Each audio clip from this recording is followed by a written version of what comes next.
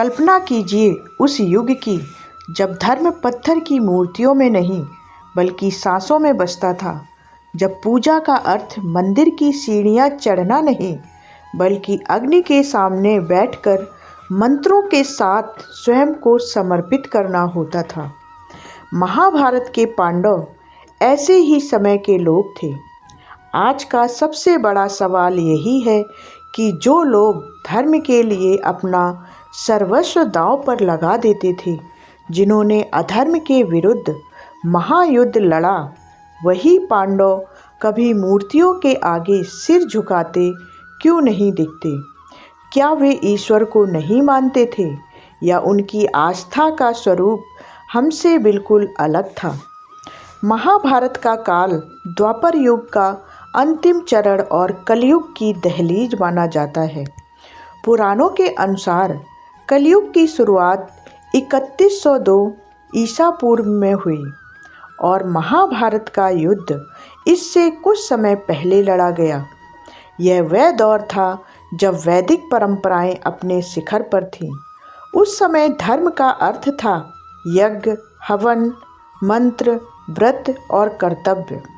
ईश्वर को पाने के लिए किसी मूर्ति की जरूरत नहीं मानी जाती थी, क्योंकि माना जाता था कि जो अनंत है उसे किसी सीमित रूप में कैसे बांधा जा सकता है। लेकिन पांडव नहीं था। देवी देवताओं को दुर्योधन पूरी का श्रद्धा से मानते लेकिन थे। उसके वे अंतर्मन नास्तिक में नहीं थे धर्म बल्कि अब भी अत्यंत जीवित था। आस्तिक थे। द्रौपदी युधिष्ठिर जब धर्मराज कृष्ण से के कहती पुत्र हैं थे और कि धर्म उन्हें ही कर्ण से उनका अकेले श्वास में प्रश्वास मिलना है, था। तब यह अर्जुन इच्छा ने स्वयं श्री कृष्ण को साक्षात ईश्वर के रूप में स्वीकार किया और गीता का दिव्य ज्ञान प्राप्त किया। भीम वायुपुत्र थे और हनुमान जी के परम भक्त थे, जिनसे उनका अद्भुत मिलन भी हुआ। द्रौपदी शक्ति स्वरूपा देवी दुर्गा की उपासक थी, फिर भी इन सबके बीच कहीं भी मंदिरों में जाकर मूर्तियों की पूजा का उल्लेख नहीं मिलता। यह कोई संयोग नहीं बल्कि उस युग की धार्मिक सोच का प्रमाण है। वैदिक धर्म में ईश्वर को निराकार माना गया। अग्नि, सूर्य, वायु, चंद्रमा जैसी प्राकृतिक शक्तियाँ ही ईश्वर के सजीव प्रतीक थीं। यज्ञ कुंड में प्रज्वलित अग्नि ही देवताओं तक पहुँचने का माध्यम मानी जाती थी। मंत्रों की ध्वनि, आहुति की सुगंध और तपस्या की ऊर्जा, यही उस समय की पूजा थी। इसलिए पांडवों की पूजा जंगलों में, नदियों के तट पर, वृक्षों के समीप और यज्ञशालाओं में होती थी, ना कि पत्थर से बने किसी मंदिर में। अगर आप पूरी महाभारत ध्यान से पढ़ें तो एक हैरान करने वाली बात सामने आती है। कहीं भी किसी भव्य मंदिर का वर्णन नहीं है, ना ही देवताओं की मूर्तियों के आगे झुकते हुए पांडवों का चित्रण मिलता है।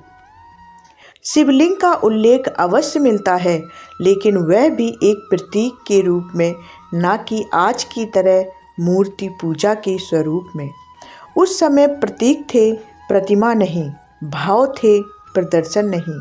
युधिष्ठिर और भीम इस युग के सबसे बड़े धार्मिक स्तंभ माने जाते हैं। युधिष्ठिर ने राजसूय यज्ञ जैसे महायज्ञ किए, जिनमें सैकड़ों ऋषि मुनि शामिल हुए। उनका धर्म पूजा से अधिक आचरण में दिखाई देता था। सत्य बोलना, न्याय करना और कर्तव्य निभाना, यही उनके लिए सबसे बड़ी पूजा थी। वहीं पितामह भीष्म जीवन भर ब्रह्मचर्य और तपस्या में लीन रहे। उनका विश्वास था कि यज्ञ और संयम से ही मनुष्य ईश्वर के समीप पहुंच सकता है।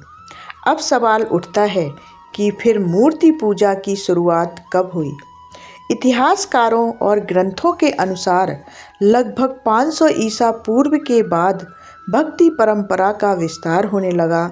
राम, कृष्ण, शिव और दुर्गा जैसे इष्ट देवताओं की सगुण उपासना बढ़ी। बौद्ध और जैन धर्म में बुद्ध और तीर्थंकरों की मूर्तियां बनने लगीं, जिससे मूर्ति निर्माण को नया बल मिला।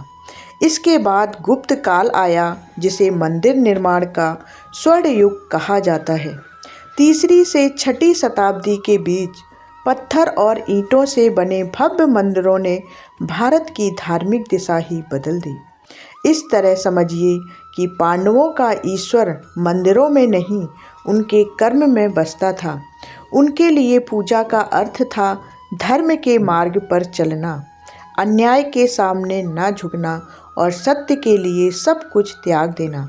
आज हम जिस पूजा पद्धति को जानते हैं वह समय के साथ विकसित हुई है, लेकिन महाभारत काल की पूजा हमें यह सिखाती है कि अगर मन शुद्ध हो, कर्म सच्चे हों और धर्म जीवन का आधार बने तो ईश्वर को पाने के लिए किसी मूर्ति की जरूरत नहीं होती।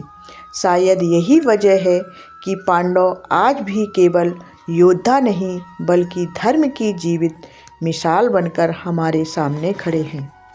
अगर आप मानते हैं कि धर्म सिर्फ मंदिरों तक सीमित नहीं है तो कमेंट करके हमें ज़रूर बताएं। वीडियो पसंद आई है तो लाइक, शेयर और सब्सक्राइब ज़रूर करें।